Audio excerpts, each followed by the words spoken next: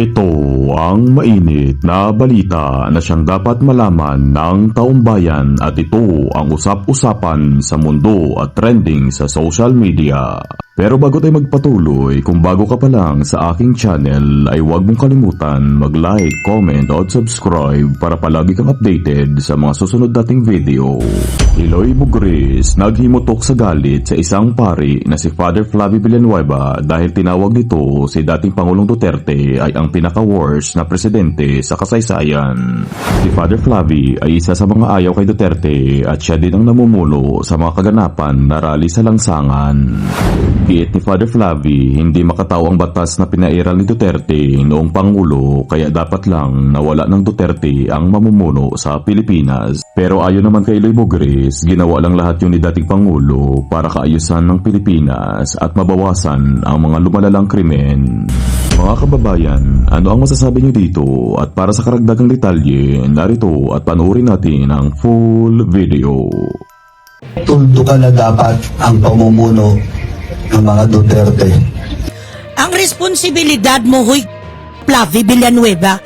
Flavie Villanueva, adiktos.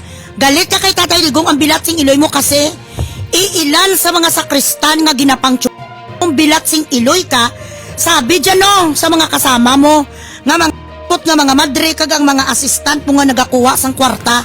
Sa simbahan, iilan sa mga sakristan kag mga kabataan nga ginapang mo kag mga gina-boulevard mo of the broken dreams. Ang mga nataysi, hindi si Tatay Digong ang nagtaysi sa kanila. Mo ka? It was not Tatay Digong who them. It was their doings.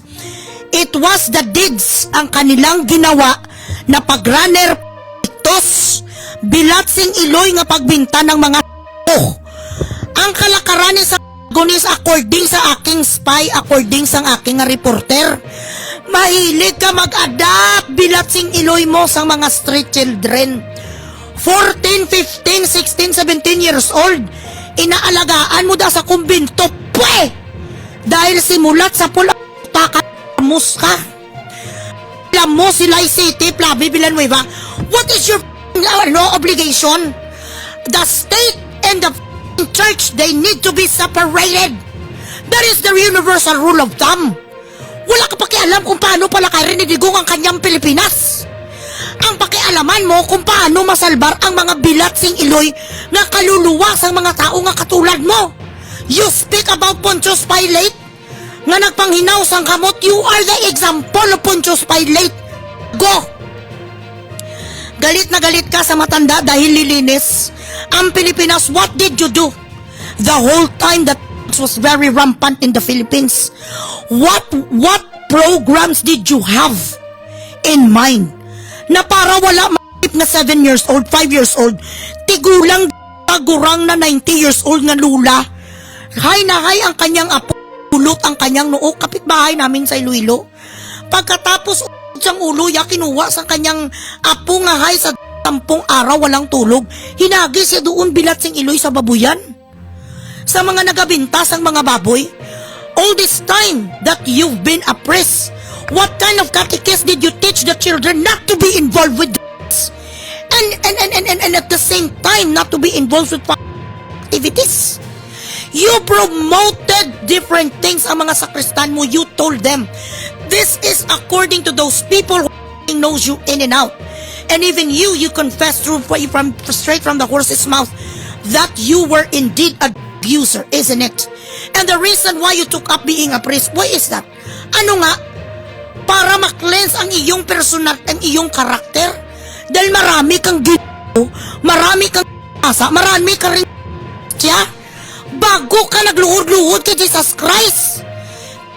You teach about not to be judgmental. You teach about who are we to judge a person's sins. Before you try na sitain mo ang dumi sa mukha ni Tatay Digong, kunin mo muna ang dumi sa iyong mukha, Padre di Cacao. Dumatay ka, nag-arali ka, dumatay ka Tatay Digong. Bakit? Ilan ba yung mga kabataan ang nataysi ng mga parak? Ilan sa mga kabataan ang bilatsing Iloy mo, pakiilamero kang chismuso ka marites? Nakakahiya dyan sa mga Catholic bishops of the Philippines to actually have this kind of priests. What you made a vow to pray, and to pray. Yun. If ano mo, you spread the word of God. Kailan na nag-word of God? Kapag insulto ka sa kapwa mo, no matter how you try to tell the people that you are holy, and you read the Bible, and you give family, and that you memorize the sanctity of marriage and whatsoever, no matter how you try to convince people that you are someone anointed by God Himself, if you judge somebody na hindi ka pa naman nadeklaran ang ka nga St. Francis of Assisi, you have no right na para sabihan mo si Tatay Digong na siya ang pinaka-worst na presidente. Wala ka pa na tao ka nung presidente si Irap Estrada. Wala ka pa sa mga panahon ng presidente si Marcos noon nga martial law 25 years.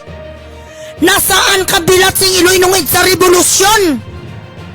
Pinaglaban mong Pilipinas katulad sa paglaban ni Jose Rizal nung nagsulat sa Sang Nobila? Did you help the Filipino people to be free? Sa martial law, where were you during those times? Ka no mga panahon na yon. Tos ka no mga panahon na yon. Kapag hay ka, wala kang pakialam kung ang yun ang totoo.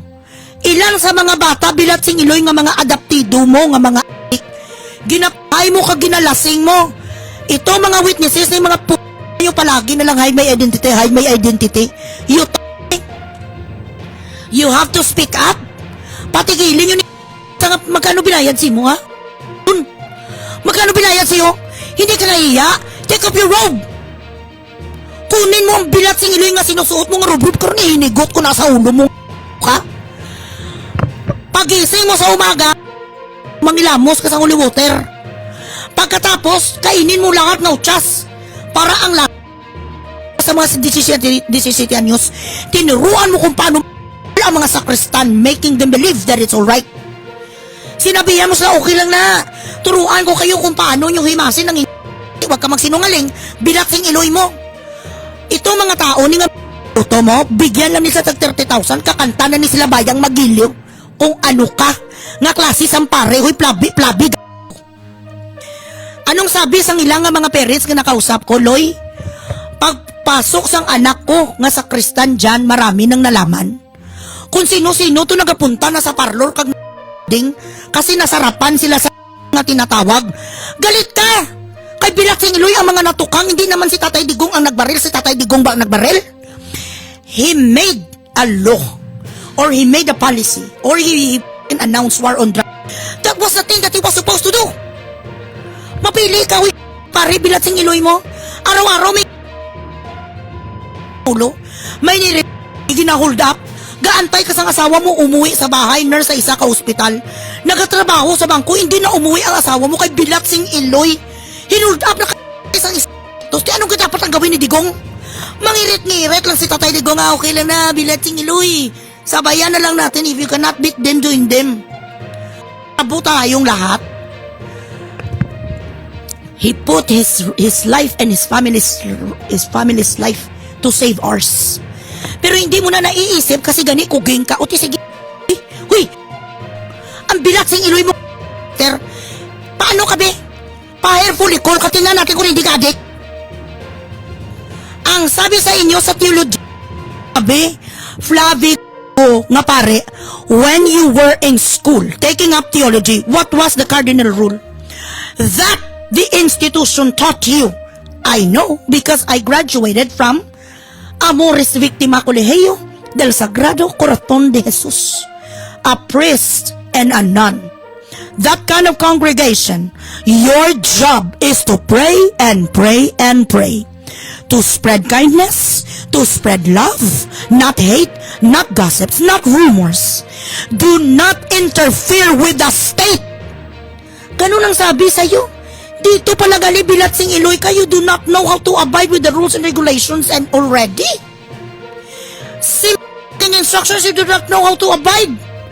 So sino ka para magturo sa amin na ka nga mag-influence ng aming mind? You are a disgrace of the Catholic Church. Not only a disgrace, You are a sham. You do not represent holiness. Sino nagsasabi holiness? Chismoso ka. Marites ka nga pagkapari. Bilat sing iloy mo, i-continue na lang ang pinag-recruit ka ulit. Sang imo mo, sabihan mo na naman itong mga 16 years old, okay lang na. Ako ang magtuturo sa inyo. Okay lang na inyo ko ganito ganituhin nyo ang inyong mga iyon ang sinabi mo. May ilang bata ako kag mga nanay nila nga nakwentuhan. Nag-duty noon ak sa kristan sa yung bilat sing iloy mo binibigyan mo 150. Ayaw ko ni sana patulan ni bilat sing iloy ni kasi nahihiya ako sa Diyos. Nahihiya ako kay Kristo dahil kung tutuusin empleyado kanya. Kung ka lumabas ka sa pagiging pare, muhuy unon, do not hide behind that robe and pretend that you are someone capable to judge another human being. Wala kang pinagkaiba sa amin, makasalanan tayong lahat. Kahit ikaw pa ang nag-raise ang glass tuwing nagabigay ka sa communion, you're not even supposed to give communions anyway. The partiality that you're showing to the congregation is beyond reproach. Hindi ka nahiya sa sarili mo. Bilat sing iloy ka, sobra ka pa sa Panginoon, sobra ka pa kay Jesus Christ, makabigay sa iyong judgment. Malala ka pa kaysa sa judicial system sa Pilipinas at sa ICC. Ginakwan, they are still tackling. Ginakwan pa lang, ginaprosecute pa lang si Tatay Digong, wala pa sa conviction, ikaw ang bilat sing iloy mo. You have already thrown the table on the table. Yan ang ginawa mo, anong pinag-aralan? Ako? Nag-proceed ka, lo? I'm very fascinated. Kaya gusto ko gani mag-study ng theology because that is actually the most precise and the most novel yet the strongest foundation before you take up law after political science. Maganda ang theology kay marami ka matutunan na arguments, not only the arguments that touches science, but at the same time you would be able to know verses and everything that you could find in the Bible. And the philosophy and it could really help you a lot sa mga argumentong ganun because you really a person that really memorize verses and characters in the Bible when you are trying to defend or to prosecute somebody in court, and then you use as reference that if you memorize a verse in the Bible, you really sound intelligent, isn't it? So gusto ko talaga, if I still have the time, kag hindi po ko mamatay, gusto ko talaga mag-study ng theology. I'm very fascinated with that course. If I still have time, pag natapos ko na ang aking PhD, hindi ko man tapos PhD ko kay bilat sing iloy kamahal-mahal. Satanas, ang bilat sing iloy mo, galit na galit ka kay lahat ng mga lalaki nga ginapang-ipon mo sa simbahan. Pinang taishi sa mga parak. Hindi naman si Tatay Digong ng taishi. In fact, those police who went beyond the line, sa sinabi lang sila nga kung hanggang saan lang ang kanilang dapat gawin. Yung isang bata nakawawa din na talagang I'm really sorry for his demise. Pinakulong naman na reclusion perpetua din yun At para sa mas marami pang video na katulad nito, huwag kalimutan mag-subscribe sa Iloy Bugris Official. Maraming salamat po sa inyong walang sawang panunood. Goodbye.